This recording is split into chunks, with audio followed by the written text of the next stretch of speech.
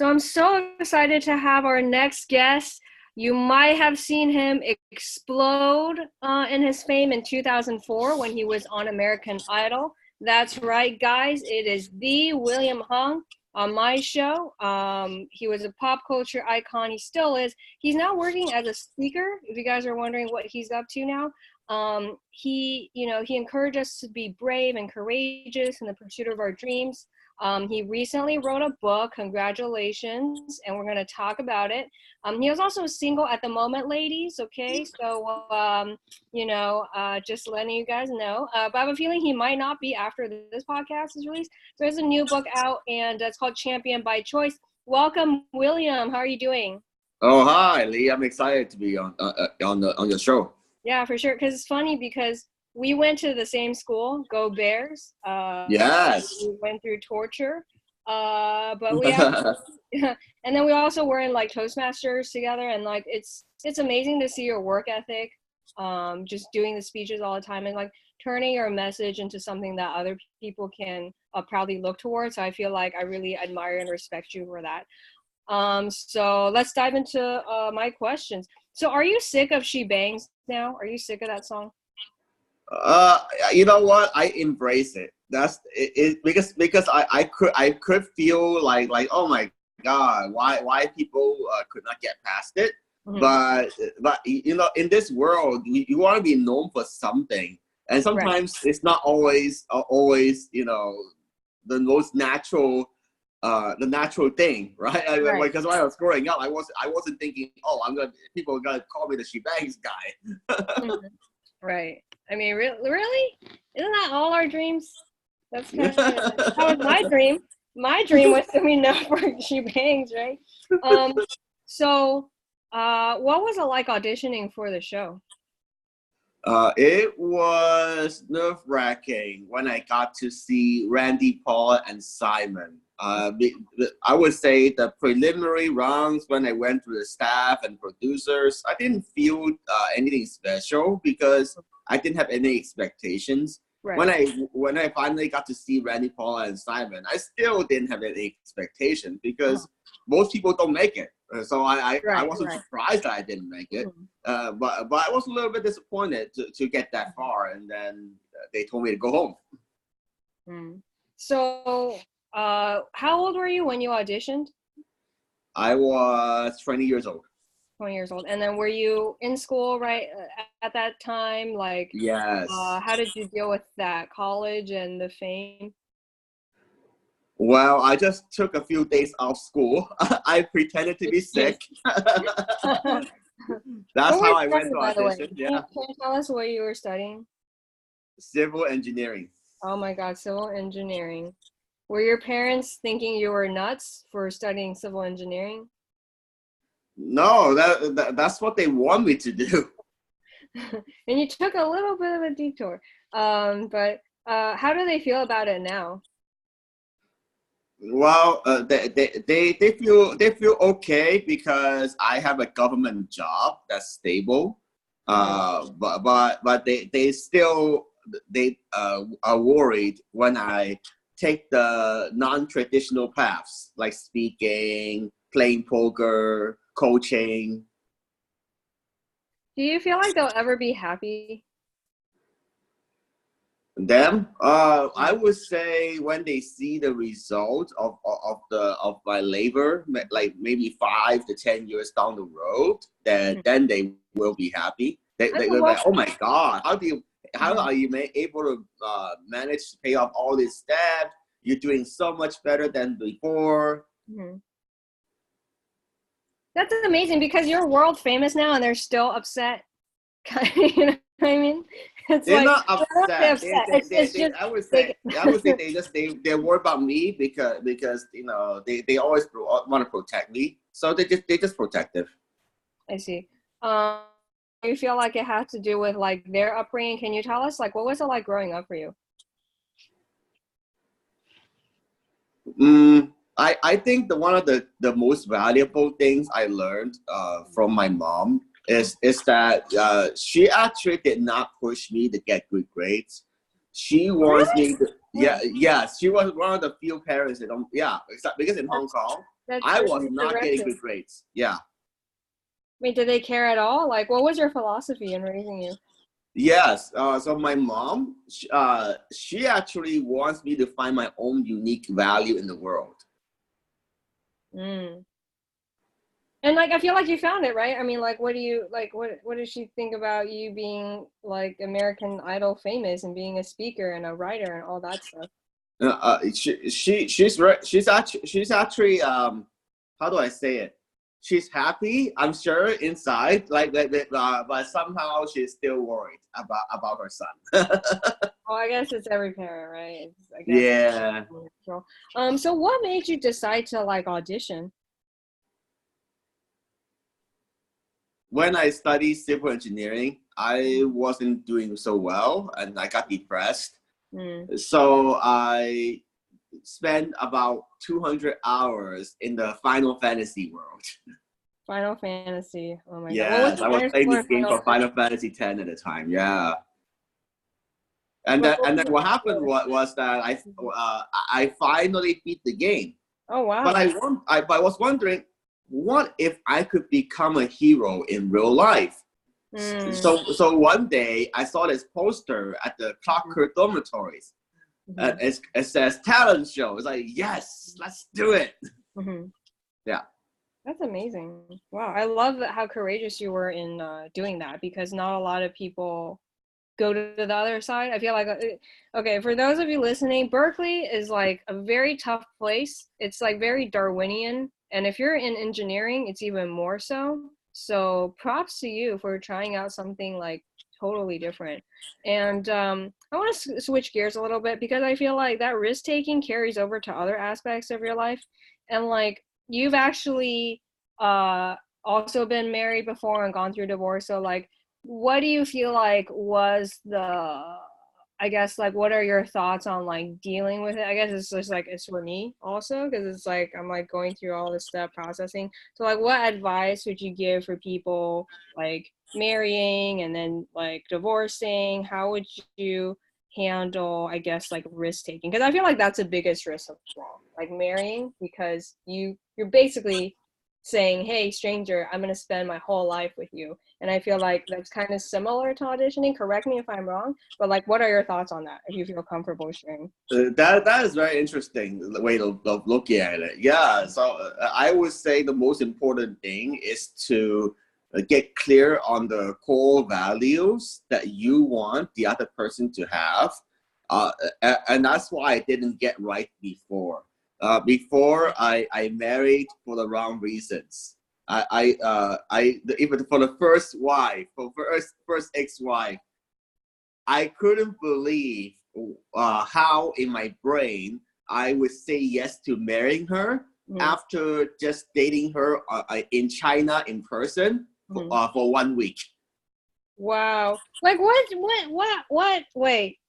Because that's amazing that because a lot of American guys they decide for 10 years before they want to marry a girl and waste your time. Like that's very courageous. Also, kind of amazing actually.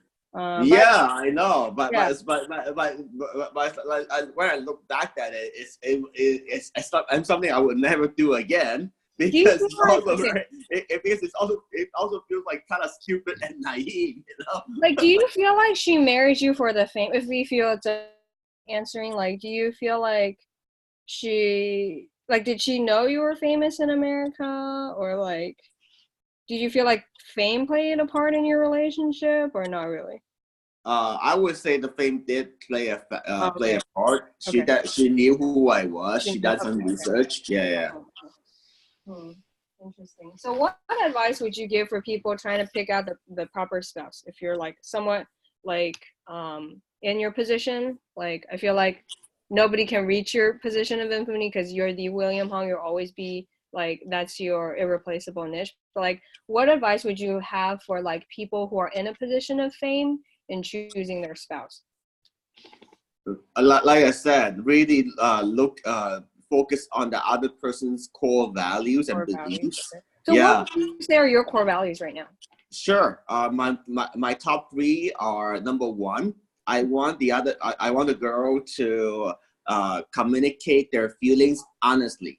Like whatever is inside the heart, I don't want her to hide it. You know, I don't want her to have the, you know, if there's any issues, I want it to come up now, right? I don't want it to escalate later. So All that's right. number one.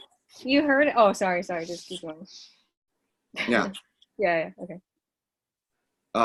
So two more. The number two is I want that person to be generous. I want to. I mean, it doesn't. It's not like you're giving away everything so you have nothing. That is not.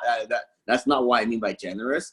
Generous means that you know, in your heart you always think about how you can give to others. Maybe you volunteer for nonprofit. Maybe the way you approach life. Like you give other people first before you serve yourself. Right? Little things that's observable. You can see it, right? And then finally the last one is always be learning. I don't want someone that's just stops in life and says to herself like, I'm good. I could just go watch Netflix and have beer, have wine. No, I don't want that kind of person. All right, you heard it here, ladies. You go into his inbox because he gave you everything. So now you're a speaker. So what are kind of the differences between being a singer versus a speaker? How's that life like? Can you describe for us? Oh, the difference between singer and speaker is huge. Completely different things. Singer, the primary goal is to entertain the audience. It's very valuable, very important. We all need entertainment because otherwise we're not gonna be happy. We're gonna get sick. You know, we actually need some kind of entertainment from time to time, and that's why we have our own choices, whether it's music, video, gaming, whatever. But speaking, there's more to it because the goal for speaking is to solve a specific problem, to inspire people to change the way they look at the issue, to inspire people to take action. So it's a very different. And like, how did you get into speaking? Like, because okay, I feel like you could have gone one of two ways. You could have just said, "Oh my God, this sucks. This is so shameful. Why am I being known for this?" and just go into obscurity. Or you could totally use that to help other people. So like, what made you decide to become a speaker? And like, what kind of message would you want to spread as a speaker? Or you're kind of already spreading it, but I guess just tell the listeners what your thoughts are on it. Yes. So in terms of why I got into speaking, 3 years ago, one of my friends, she reminded me that my success from my first album, Inspiration, because it was the #1 independent album on Billboards. Wow. She said how it might not be because of my singing talent. It might be because of my messages in between the songs.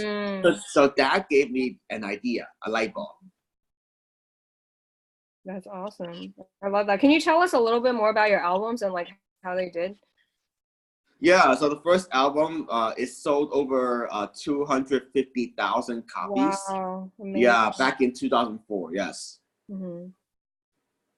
Wow. And like, what was that like? Just being like an independent artist? It was a dream. I still couldn't believe it. It's like all these events that happened in my life. It's like it felt so surreal to this day. It's like, wow, that happened. Yeah, that's incredible. So can you describe with us a little bit about like what was it like in American Idol? Like what was Simon like? Did you like what was just that whole process like? Can you take us behind the scenes? Well, I was standing in line to get called up to audition in front of Randy, Paula, and Simon. During the audition, most people may have saw the audition. It went something like I sang the song, and then Simon stopped me in the middle of my chorus. He said, "Thank you." Mhm. You can't sing, you can't dance, so what do you want me to say? And I said, I already gave my best. Mm, I have no regrets at all. mm. Paula said, good for you. That's the best attitude yet. And I said, I had no professional training. And Simon goes, no. Well, that's the surprise of the century. I see. So, like, how do you deal with that? Because obviously, you're put into a position where you're trying your best, but obviously, you're not painting in the best light. Like, how do you deal with that sort of treatment, and how do you look at it today? Well, I knew that the judges were playing their roles. So I knew that going in, Simon was the mean guy. Randy Right. So did you take it? Yeah. What? Yeah. Sorry. I'll let you. Yeah. Sorry. Yeah. Yeah, Randy is somewhere in the middle, and then Paula is the nice lady. So you knew already going in, right? Like, I mean, did it hurt, like, to just hear them say it to you, or did you feel like you were like disassociated with it? Like, what was going through your head when people told you that? I wasn't taking it personally, Oh, because I already you had already that knew. expectation. Yes. Okay, I see. That's really great. I think that's a really healthy way of looking at things. So now did you meet Ricky Martin? Like, what happened? Yeah, so I didn't meet Ricky Martin until last year. Oh, Even though what? because even though he mentioned to sing with me multiple times in the radio on the past, it finally happened last year at the Monte Carlo Las Vegas. Wow. So what was going through your head when you were performing and everything? What was that like? It was a dream come true. It's a lifelong dream. I still have the video. It's something that I'm very grateful for. It was an incredible experience. That's awesome. And it all started from like one decision to audition. So do you have any tips for our readers, like our listeners, on like on auditioning and just like getting through the door? Like, what advice would you give?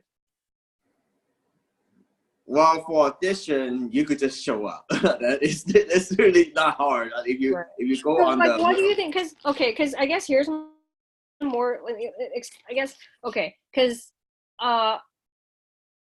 people with more talent than you, or it's gonna sound. Do you know what I mean? Like people who have more, I guess.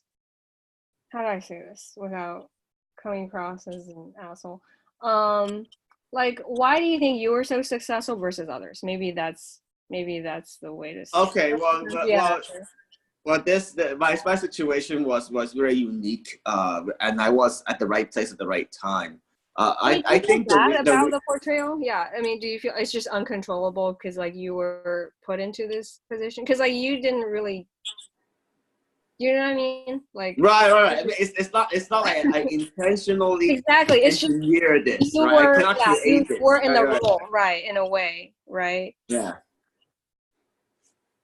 Yeah. Yeah, that makes sense. Yeah. Right. So I have a pretty good idea. It's because I'm not trying to be a bitch on purpose. I'm sorry. Yeah. No. At the time, most of the people that don't make it to Hollywood, they would get angry. They would get upset at the judges.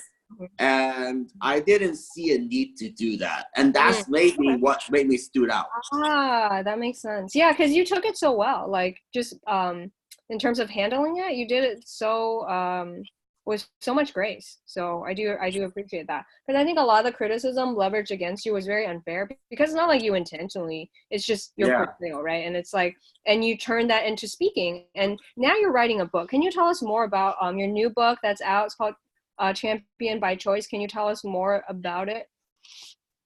Yeah, absolutely. So the new book is called Champion by Choice. I got this idea from a conference I spoke for last year. That's the theme, and I love it. I was like, wow, that is me. And so that's why I came up with that book title and the ideas like how to become a champion in your life. Okay. The whole book is definitely more than the American Idol audition. There's events that happen before, during, and after the whole journey. And people can learn that there are like 3 keys to becoming a champion: communication, context, and connection. Interesting. And where can we buy this book? Usually people find it on Amazon, but they could also reach out to me on willhung.com. Perfect. And what causes are you passionate about now? Somehow, I really love turning people's shameful stories into stories of triumph. Can you tell that? Can you explain that a little bit more? Yes. So like how you mentioned earlier about like my life struggles, right? Like divorces, still figuring out the ultimate path to find the best life.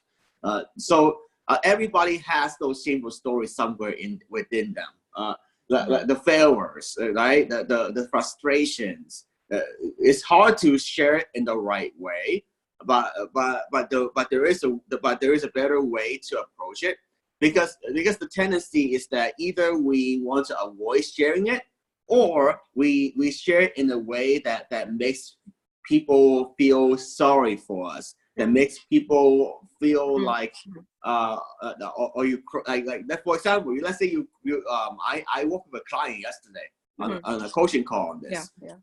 And she also has stories from her workplace that she doesn't feel good about. So I listened to her story, and it's like, wait, I mean the information is so valuable, but you don't, I told her, like, you definitely don't want to like cry on stage about this. Because even though it's really sad, that when you come from that place, people don't see you as a leader, right? For some reason it doesn't really work. It doesn't work very well in the speaking world. So instead of coming from that, I told her, maybe you can come from a place of empowering other people. What did you learn from that? What can people take away from that? And somehow show that you're willing to take some personal responsibility for where you're at and how you want to move forward. Oh, so can you tell us what kind of people you coach, kind of clients you work with? I would say people with jobs or careers or businesses where their work is underappreciated. Okay. And can you share with us like maybe some client success stories, or like what kind of clients you prefer working with? Yeah, so it's not necessarily a specific job title, but some of the professions I think of would be tax professionals, because let's face it, nobody wants to deal with collectors.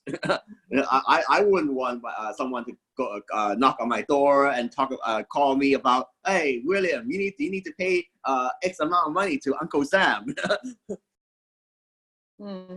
So yeah, so I would say that one of my clients, she's actually a vegan. I don't know if a vegan doctor is the best word for it, but she helps people implement like plant-based whole food diet. And she somehow finally got her first TEDx talk with and the way I work with her to get there is I refine her idea, and then we help pitch to the 6 local TEDx events, and she finally got it. Incredible. Awesome to hear, guys. Okay. If you want to get a TEDx talk, Will, if he will accept you as a client, he can help you get there. Okay. That's amazing. Congratulations to your client and you for helping. That's great. And okay. Since this is a Funny Millionaires, can you share with us like What's a funny joke or funny situation you like, or like who's your favorite comedian? Oh, well, the one of the craziest things that happened in my life was when I first got into dating. Mm, Because I wasn't in a rush to get married, but hmm. somehow my parents were in a rush. Maybe they want their grandchildren before I reached the age of 30. So my Hmm. parents say, William, come on, you need to get married. Hmm. You're Did that getting make you old. want to get married more by your parents saying that? Huh? Did you want to get married more because your parents told you to get married? I'm not sure because I feel like the pressure to say yes, because I saw myself, traveling, performing, doing all these other things for a while. I remember the first time I got married was maybe like 2010, 2011. That's already like I was approaching the age of 30. So yeah, I I don't know. It's hard to say, but my dad, he's so desperate that he pretended to be me on an online dating website. Wow. How'd that go? I'm so curious. Yeah, so he did get some leads for me. Wow. Yeah, What? and then he told me, oh, all right, William, go talk to this girl. She's from China, blah blah blah. She does this. Did you like her? Was she good? Yeah, well, I ended up marrying her, so yeah, I guess I liked her. Oh, the first. Oh, okay, nice. So are you open to dating all women right now, or like, what's your type so the listeners can make a decision? I am open to dating all women Okay. because the way I approach it, like I said, I really focus on the core values Mhm. first. Awesome. By the time this podcast is released, he may not be single, so we'll see how that goes. How can we find you? How can we work with you? The easiest way is to go to willhung.com, WILLHUNG.com. You can reach out to me on my website. There's a contact form. I have my phone and email contact information there, and that's the easiest way. Perfect. And any last words of advice for our listeners? Don't never give up your dreams. Take one step at a time. Follow and find your own best path. Mm, that's incredible. Well, thank you so much for this very insightful interview. Thank you for bearing with me through the craziness. I really appreciate it. This has been a very insightful interview for me. Thank you so much, and looking forward to having you on future episodes. Sounds good.